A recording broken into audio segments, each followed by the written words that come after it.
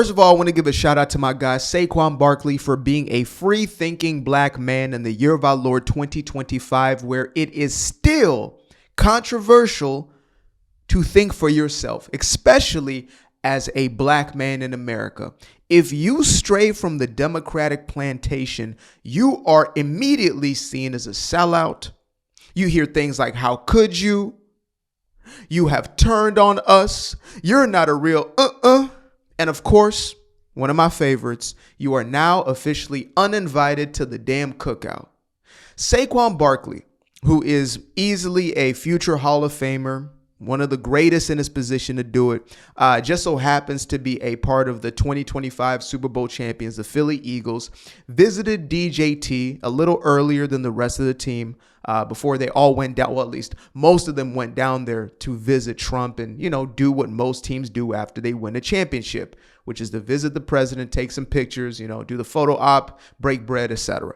So Saquon happened to spend some time with Trump. I guess he has a liking and admiration, and there is a shared respect between the two. Men do what men do.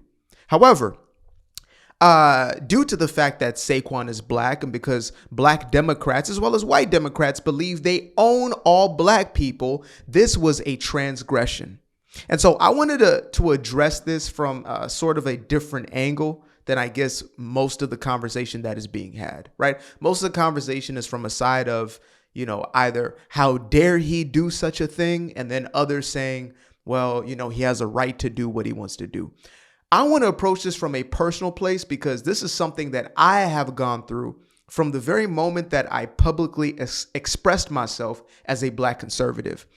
There is not a day that goes by, and specifically because of the nature of my work, where I am not labeled as a sellout, as a white supremacist or an agent of white supremacy or something of that nature. Somebody is going to see me and has the inability to comprehend the reality that a black man can actually think outside of this construct, right? It's kind of like seeing, I don't know, a black dude not sagging his pants, not wearing 100 big old chains, not having gold teeth in, not having, some type of do-rag on or whatever it may be, and thinking to yourself, well, if he doesn't have these tropes, is he really black, right? Or growing up in a two-parent household, growing up in the suburbs, actually having some sort of a wealth to fall back on, etc., and then being seen and perceived as not black enough. Because that's essentially what happens with this. That's why Saquon is no longer as black as he was with a name like Saquon. The brother's name is Saquon, and now he is being considered as not black enough because he has decided to sit with a president. Now, I understand the propaganda machine has gotten these lefties to a place where they just believe any and everything, basically. Things that have already been debunked, they continue to perpetuate. It is continuously pushed. And I believe it would take another 50 to 100 years for this to be completely wiped out of the psyches, especially of black folk. You look at the demographic breakdown of the last election cycle. Kamala Harris was a literal scam. They sold you the lie she was black. Most of y'all knew that she wasn't black. You were being sold a lie. Yet she went up there, she pandered, she created a caricature of a black person, and y'all still voted for her in disproportionate numbers. 93% of black women and 92% of black women. 79 and 80% of black men voted for this damn scam, all because of identity politics. You wanted to stay on code. You wanted to still be black enough. Saquon, He's no longer black enough. He's no longer part of our collective. He's no longer part of our crowd. Well, guess what? Maybe Saquon doesn't give a damn. And obviously now they're bringing up, well, look at his wife. Oh, we should have known. He's got that white woman. He's got those mocha mixed so-called black babies. It's so funny to me how guys like Childish Gambino, right? Danny Glover, was it Donald Glover? Danny Glover's the old dude. I actually ran into Danny Glover back in my youth. Remind me to tell y'all that story sometime. But anyway, you have Donald Glover and you have, I believe it's Jordan Peele. Both of these dudes are still considered black enough, even though they don't fill many of the other tropes. Black enough, even though they have white spouses, But the reason they're considered black enough is because they still stay on code. They are still given over to this messaging of racism, racism, racism. Blame everything on racism. White man is the enemy. That y'all don't even check cross-reference. Ketanji Jackson in the Supreme Court. White husband. But because she stands up there and purports all this blackity black, she's black enough. So that's the part that really gets me. Saquon, y'all didn't give a damn that he had a white wife until now. All of a sudden, because he's standing next to a man that the black community used to have a love and an affection for in Donald Trump, until y'all fell for the damn propaganda. Y'all went for it. Hook, line, sinker. You wanted a reason to continue to cry racism, as opposed to thinking for your own damn self, as opposed to actually investigating. Oh, look at all those racist things he said. Who told you that? The news. How about you go on the internet and look up what he actually said? How about you go and actually watch the debate for yourself? How about you actually go and watch that rally for yourself? Nah, man, he racist. He racist. How about the NAACP award that he was given? Standing next to Muhammad Ali and Rosa Parks. Oh, well, he's just pandering. Okay. He's damned if he does, damned if he doesn't.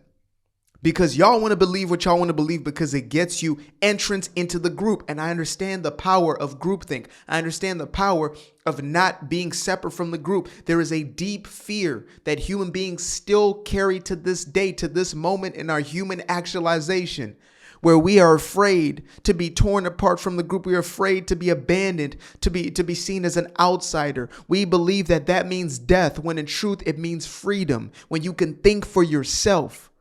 Saquon is not doing anything that is courageous, but yet it looks courageous in the eyes of those who are too afraid to step away from what they believe essentially is protecting them. Don't you know that most of those people who claim to be a part of your group don't give a single damn about you? Saquon, example. They love that brother right there. That's why they're so heartbroken. He was ours. What you mean ours? That he's his own man. And Jalen hurts. It probably hurts to be Jalen right now because you're in this catch-22 situation. You're so badly wanting to stay on code, so badly you're supposed to be the leader of your team, and you are. And you're an excellent player, and you are a winner. And nobody can take that from you. But you are afraid to stand alone from the crowd because you know what comes with that. You know what that means. It's so ironic. Nobody would give a damn if you were standing with Skamala. Nobody give a damn you're standing with old man Joe. Nobody would care because nobody has cared. It's only when it's Trump up there because, again, you've been sold an image. You've been sold a lie about who this dude is. And that's what you base everything off of.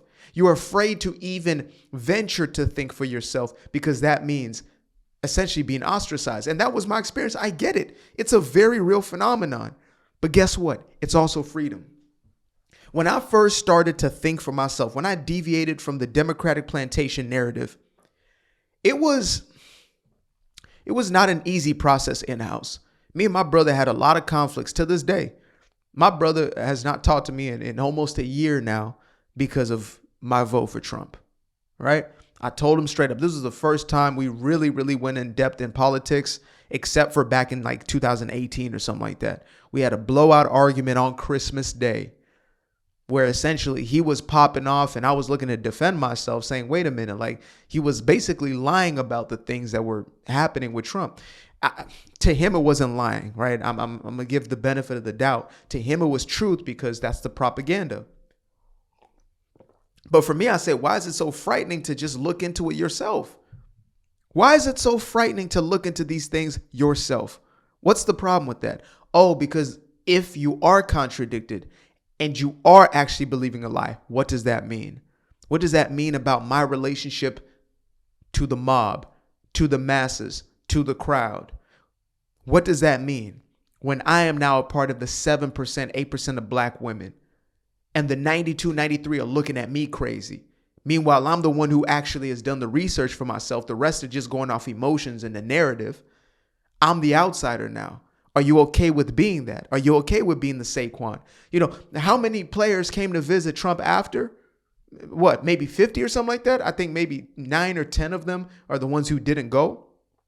So 40, 50 of these guys still showed up, but it's Saquon who now has arrows at his back. because he's the one willing to stand there unashamed. He's the one willing to stand there and say, yeah, I stand with this guy. He didn't even come out and say, I am a Republican, I'm a this, I'm a that, I'm a this. I mean, he actually put out a statement saying, look, basically I can move as I want. Shout out to my fellow Aquarian Saquon, man. I think there's that little thing going on in the background. Like, you're not about to control us. What you're not going to do is try to subvert us into your own thinking because it makes you feel more comfortable. To hell with that. I'm not here to make you feel more comfortable. I'm not here to placate to your emotions. I'm not here to manage your emotions. If you are triggered by the fact that I am thinking and acting for myself, and instead you want me to stay on code, to hell with your code, to hell with your cookout, to hell with your barbecue, to hell with your damn gathering. I could give less of a damn. To hell with your culture then. Because obviously we don't share the same culture. Because my culture is on certain values and principles. Truth is one of those staples. Truth no matter what. Truth in spite of the consequences. Are you willing to be that? And everybody showed their, well, most of them, they show their true colors. They can't. Imagine a black man is successful to that level, to where a president wants to be in his company. You will be in the company of kings. Isn't that what the scripture said? You will be in the company of kings. Your gift will make room for you. It will put you in the midst of great men. That's what his gift did. And y'all hate on it. Y'all really show yourselves. You show exactly who you are. Oh, you love him when he's on code. But as soon as you see that he has elevated and he is not afraid to stand in what he is, and he is being rewarded for it, that's crazy. That is crazy. I'll be honest. Look, I didn't like Joe. I didn't like Obama. I didn't like a lot of these phonies, Bush, whatever. But if I saw that man rise up to that position, I say good for you. When I saw the Warriors with Obama, I said, man, that's dope. I grew up in the Bay Area. The Warriors was our team. So I said, man, Steph, Green, Clay, they're with Obama. They're with the president. They made it. They made it to the White House. Yes, everybody has a decision to make for themselves. They're grown. They can make their own choices. Absolutely. Absolutely. But I'll be damned if it's going to be for the sake of trying to prove something to somebody who doesn't even give a damn about me in the first place. They just care about me being a part of their collective so they can feel better about themselves. Absolutely not. So good for you, Saquon. And, God bless to you and your beautiful family. That's it. And to the rest of y'all who got a problem with it, good. I am glad. I am thankful. I hope you're triggered by it because you need a real life wake up call. Get over yourself and mind your own damn business.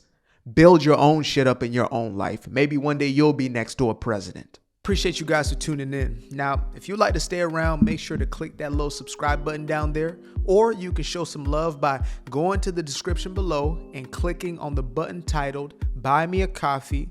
Leave a little something there, or click on the Cash App. Leave a little something here. Till the next time, peace.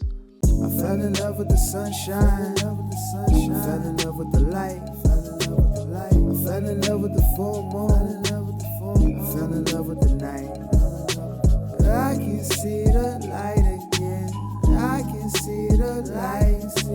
You can see the life in him illuminate the night.